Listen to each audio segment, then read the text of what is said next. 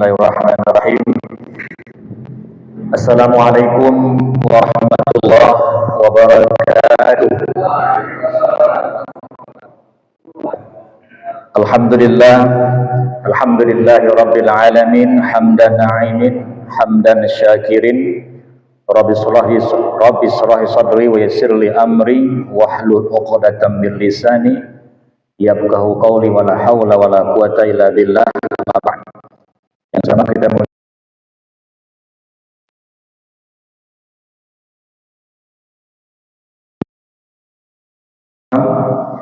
sama kita muliakan seluruh jamaah sholat maghrib yang sama kami hormati rekan-rekan penyuluh agama Islam Kecamatan Marbu atau KUA Kecamatan Marbu. Tiada kata yang pantas kita ucapkan dengan ucapan alhamdulillahirabbil alamin. Kalimat alhamdulillah ini merupakan zikir lisan yang kita ucapkan. Akan tetapi kalimat alhamdulillah itu tidak cukup hanya lisan saja yang berzikir, tapi harus diperbuat dengan af'al, dengan perbuatan. Apa yang zikir perbuatan itu apa, Bapak orang tuaku yang saya muliakan? Salah satunya itulah kita telah melaksanakan sholat fardu maghrib tadi. Itu merupakan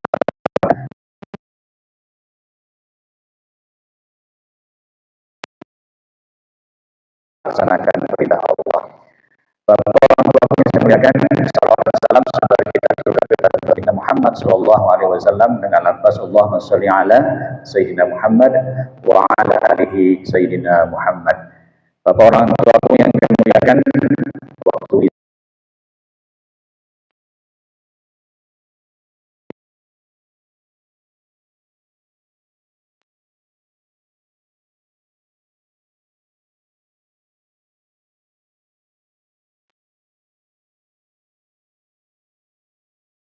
mungkin barangkali nasihat ini untuk diri saya dan untuk kita, wa tawassaw bil haqq, saling mengingatkan kita dalam kebenaran, dalam kebaikan. Jangan lihat siapa yang menyampaikan, tapi lihat apa yang isinya yang akan disampaikan. Baik Bapak orang tuaku yang saya muliakan, ada 3 materi yang ingin saya sampaikan kepada kita bersama.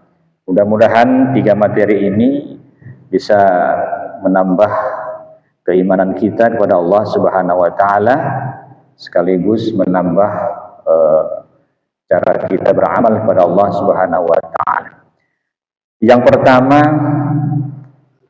berkaitan masalah yang disampaikan Rasulullah, yaitu tentang bertaubat. Hadis Rasulullah SAW yang populer, mungkin barangkali kita sudah hafal hadis ini. Kullu bani Adam khata' wa khairul khata'ina tawwabun. Artinya setiap manusia pasti banyak berbuat salah, dan sebaik-baik orang yang bersalah itu kembali bertaubat kepada Allah Subhanahu wa taala. Ada rutinitas kita, Bapak orang tuaku yang saya muliakan, amal ibadah yang kita kerjakan itu ada bersifat berhubungan dengan Allah, ada bersifat hubungan dengan sesama manusia. Kalau kita berkaitan masalah kalimat taubat atau pengampunan atas dosa kesalahan yang kita perbuat, maka kita mengacu kepada apa yang dikerjakan baginda Rasulullah. Rasulullah, Bapak orang tuaku yang saya muliakan, beliau setiap hari beristighfar itu ada 2 dalil hadis beliau beristighfar itu.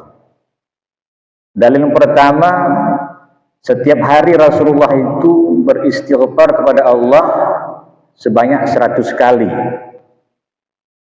Hadis berikutnya, hadis kedua, Rasulullah beristighfar dalam setiap hari itu, Bapak orang tuaku yang saya muliakan, 70 kali. Lantas sahabat bertanya kepada Rasulullah, "Ya Rasulullah, untuk apa gerahangan engkau beristighfar lagi? Bukankah engkau adalah manusia yang suci, bersih dari noda dan salah? dan tidak ada tempat dan celah untuk engkau berdosa. Dan engkau ya Rasulullah adalah salah satunya manusia yang sempurna yang Allah ciptakan di muka bumi ini. Dan engkau adalah panutan seluruh umat. Dan engkau adalah penghulu seluruh nabi. Engkau adalah rahmatan lil alamin. Untuk apa lagi ya Rasulullah engkau beristighfar? Apa jawaban Rasulullah kepada sahabat? Wahai sahabat, sahabatku kata Rasulullah, aku beristighfar itu menunjukkan bahwa istighfarku itu tidak lain tidak bukan menunjukkan rasa syukurku kepada Allah. Jadi Rasulullah beristighfar itu menunjukkan rasa syukur beliau kepada Allah Subhanahu wa taala, begitu banyak rahmat, karunia, kenikmatan yang Allah berikan kepada baginda Rasulullah. Rasulullah membalasnya melalui istighfar. Nah, itulah dalil kita beristighfar itu sangat penting.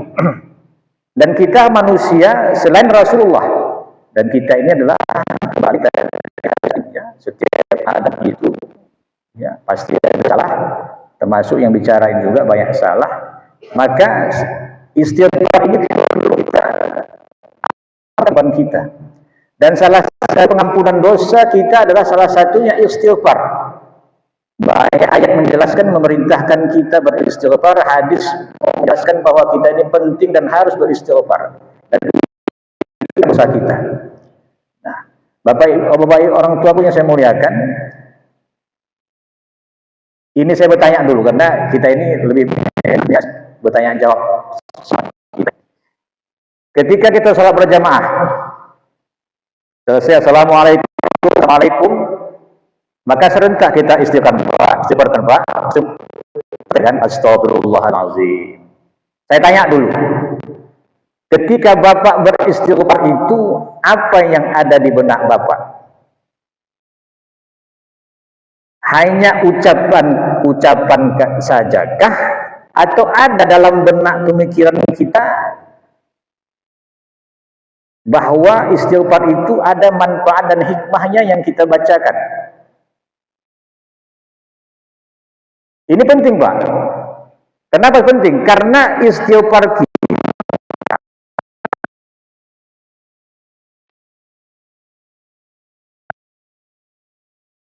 habis tamat tapi tak berkualitas. Contoh, Ustaz Hidayat menyampaikan pernah, assalamualaikum, dah stop.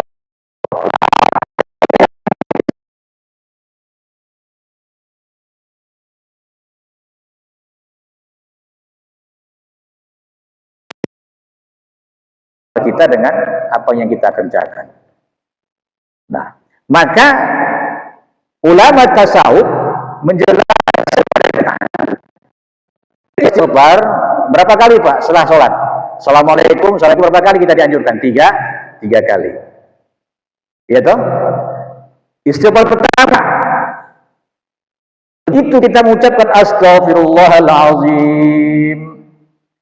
Di benak kita, di pikiran kita, ini ulama tasawuf menyampaikan, Bapak, harus kita menyampaikan dalam doa hati kita, permohonan kita kepada Allah ketika astagfirullahalazim. Ya Allah Tuhanku, hapuskan dosa.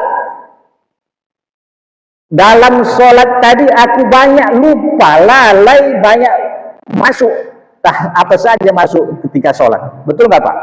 Ketika sholat, maka kata ulama tasawuf, ketika sholat itu banyak ragam masuk ke pemikiran kita. Tidak ada khusyuk kita dalam sholat itu. Maka salah satunya pada sholat kita kan, tapi bisa di situ masuk syaitan untuk membisikkan kita supaya lupa bacaannya, lupa segala macam. Maka kata ketika selesai sholat,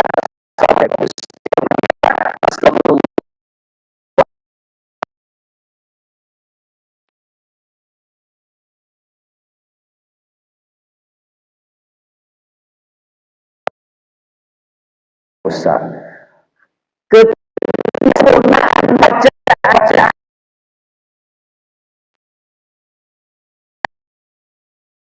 astagfirullahalazim, kita dalam pikir kita kesalahan dalam kita melaksanakan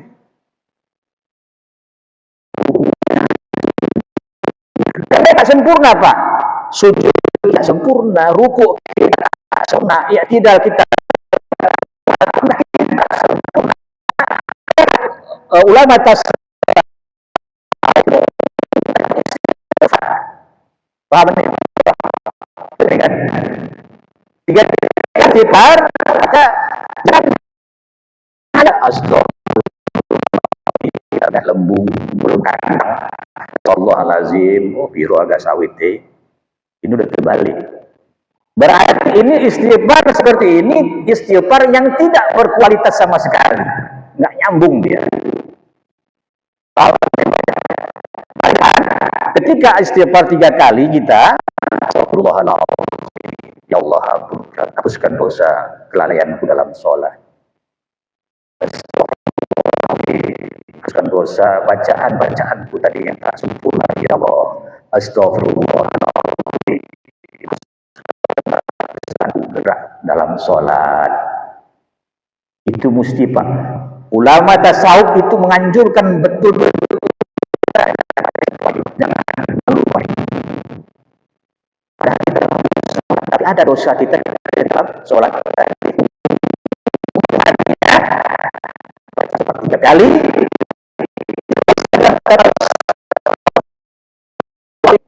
hati pikiran kita hapuskan dosa dalam sholat. Astagfirullahaladzim.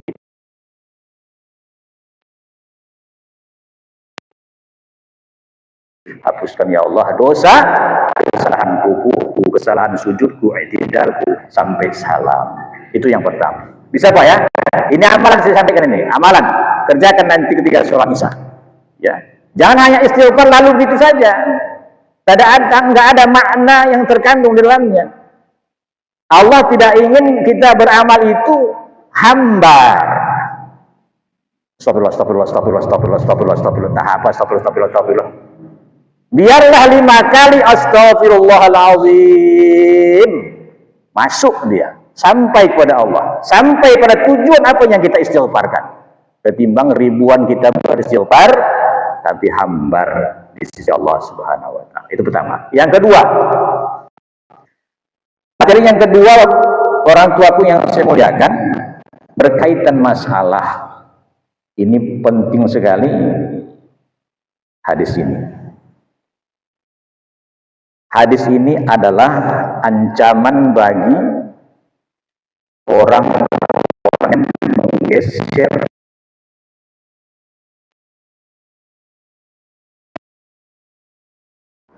Saya ulang ya. Ancaman bagi orang-orang yang menggeser atas tanah, baik itu tanah perkarangan maupun tanah ladang dan seterusnya. Man arada minal ardi syai'an bighairi haqqihi bighairi haqqi khusifa qiyamah ila sam'i aradina, kata Rasulullah.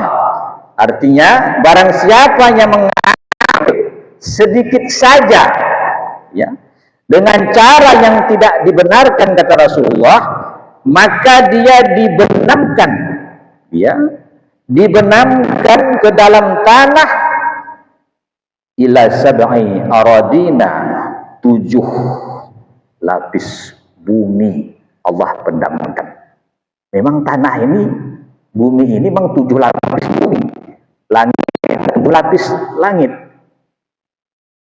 Allah pendamkan kita, bapak orang tuaku, kalau kita mau menggeserkan.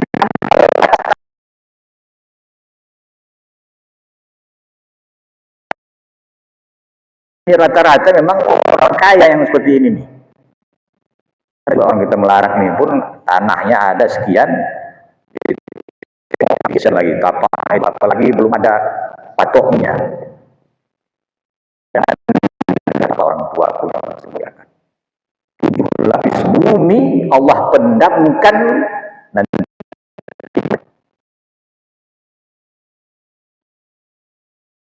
10 kilo saja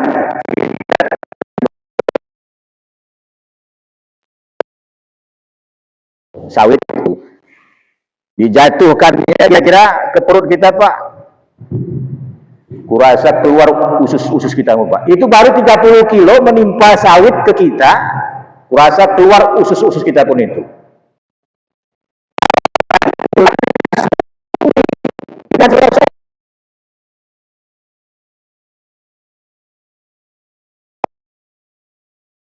Bagaimana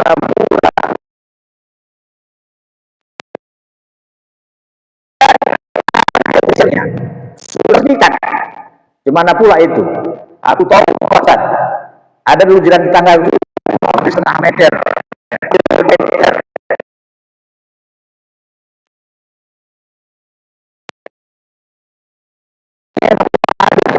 rasa sertifikat bahwa itu sih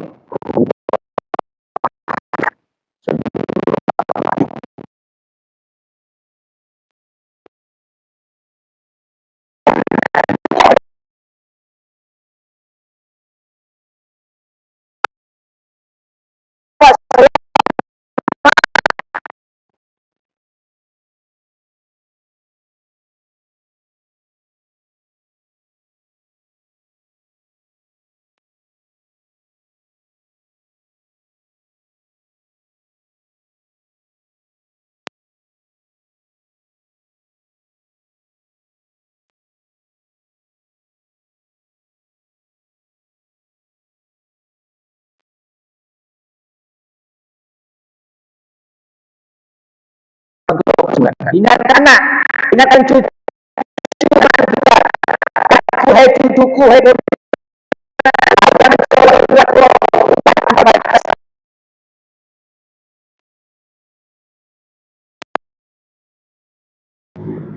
ya. Maka balik seperti selesai Ustaz.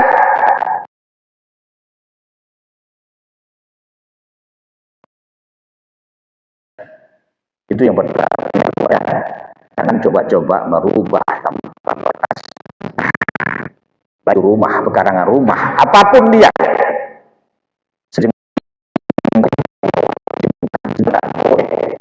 Itu saudara kita.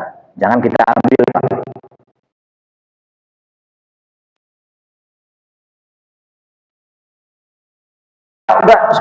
Balik lagi, udah sertifikat. Kalau sudah sertifikat, tahu kita, jiran kita tak tahu, kita zolimi jiran tetangga kita. Solusi terakhir adalah ada dua. Pertama, minta maaf. Kedua,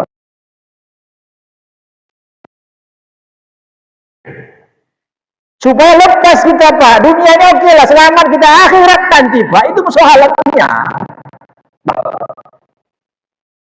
Dunia lepas kita pemerintahan negara mengakui cuma tanahmu. Allah itu tidak hancur dan tidak tidur.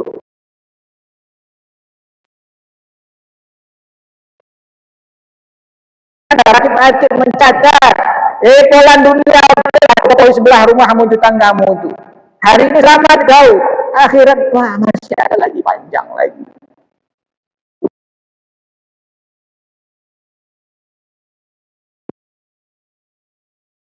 Nauzubillah, jangan sempat Pak. Kalau ada kita melakukan saat sekarang ini, tolong minta tolong betul-betul jumpai buat tadi.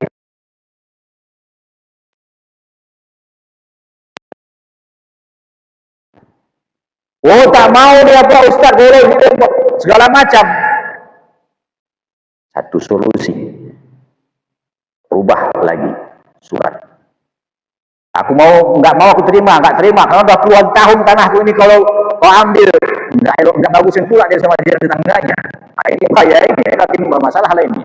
Nah jadi selesaikan di BBM. Ini tujuannya supaya selamat kita dunia dan akhirat. Baik, yang terakhir, yang ketiga orang tua yang ketiga, puasa sudah selesai. Itu Pak, puasa sudah selesai.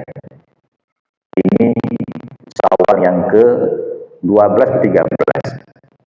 Hari kalau nggak salah tadi kami hitung sama saudara zaman bulan dengan pasangan itu kita sudah gambaran.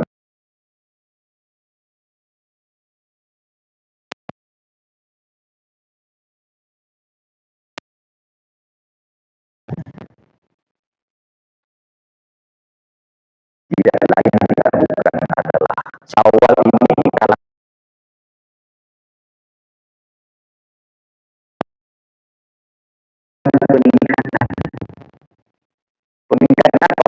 peningkatan amal ibadah yang kita kerjakan pada bulan puasa yang lalu. Waktu kita di masjid puasa yang lalu, tadarus kita gak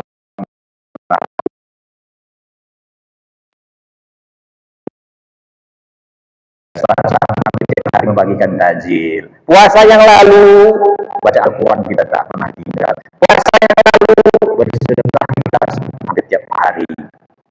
Maka di bulan Syawal ini Bapak orang tua jangan ditinggalkan. Apa yang jangan ditinggalkan? Perbuatan amal baik yang kita kerjakan bulan Ramadan yang lalu jangan ditinggalkan setelah Syawal. Banyak hari ini kita terbalik. Di puasa itu pola amal ibadah kita karena perintah Rasulullah bilang, ya, man shoma siangnya berpuasa, man qoma malamnya kita diperintahkan untuk beramal. Siang malam kita diperintahkan. Nah, Rasulullah sampaikan kepada kita, apa yang penting dalam bulan Syawal dan seterusnya yang kita kerjakan, itulah istiqomah namanya. Istiqomah dalam apa? Berbuat baik dan beramal ibadah. Rasulullah sampaikan hadisnya, habul a'mal ilallah adwamuha wa inna qala, kata Rasulullah, Allah mencintai, Allah menyukai orang yang beramal, orang yang berbuat baik secara kontinu, artinya secara terus menerus, bukan hanya bulan Ramadan saja. Al-Quran bolak-balik kita khatam, bukan hanya di bulan Ramadan saja kita membagikan takjil, bukan hanya bulan Ramadan saja kita aktif di sholat 5 waktu di masjid. Maka lanjutkanlah Syawal sampai seterusnya sampai nanti tahun depan kita bertemu lagi Ramadan. Amal ibadah inilah yang Allah suka, bukan kebalikannya.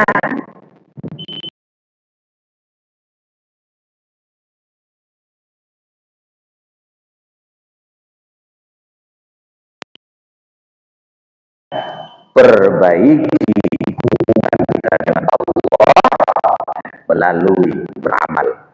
Kata Allah Subhanahu wa taala, "Man 'amila shalihah falinafsih." Siapa yang beramal ibadah, siapa yang berbuat baik, falinafsih, kata Allah, itu untuk dirinya sendiri. Maka berlomba-lombalah, fastabiqul khairat, berlomba-lombalah kita untuk mencari kebaikan, karena amal ibadah yang kita kerjakan adalah untuk diri kita, bukan untuk siapa. Terima kasih. Kita tutup dengan doa. Astagfirullahaladzim, astagfirullahaladzim, astagfirullah. Bismillahirrahmanirrahim. Alhamdulillahirabbil alamin.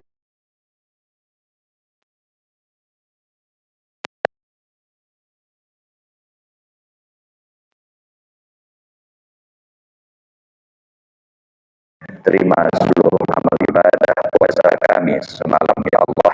Terima amal ibadah zakat fitrah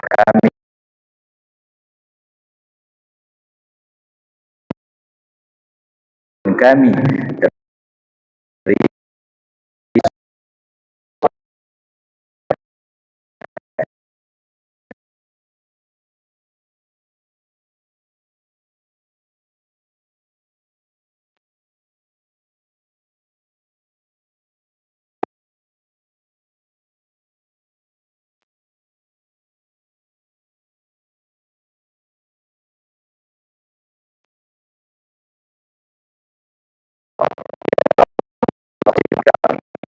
dari perintahmu.